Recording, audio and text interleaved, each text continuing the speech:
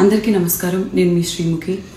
Recent టైమ్స్లో నేను host చేసిన ఒక సినిమా ఈవెంట్లో పొరపాటున రామలక్ష్మణుల్ని ఫిక్షనల్ అనడం జరిగింది. నేను ఒక హిందువుని, నేను దైవ భక్తురాల్నే, అందులోనూ రాముడిని అమితంగా నమ్మేదాన్ని. కానీ నేను చేసిన ఈ పొరపాటు వల్ల చాలామంది మనోభావాలు దెబ్బతిన్నాయి.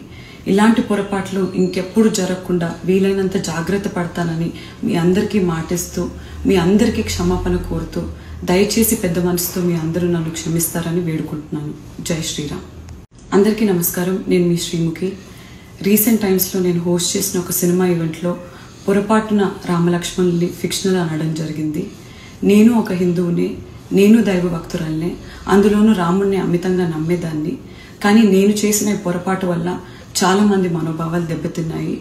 ఇలాంటి పొరపాట్లు ఇంకెప్పుడు జరగకుండా వీలైనంత జాగ్రత్త పడతానని మీ అందరికీ మాటిస్తూ, మీ అందరికీ క్షమాపణ కోరుతూ, దయచేసి పెద్ద మనసుతో మీ అందరూ నన్ను క్షమిస్తారని వేడుకుంటున్నాను. జై శ్రీరామ్.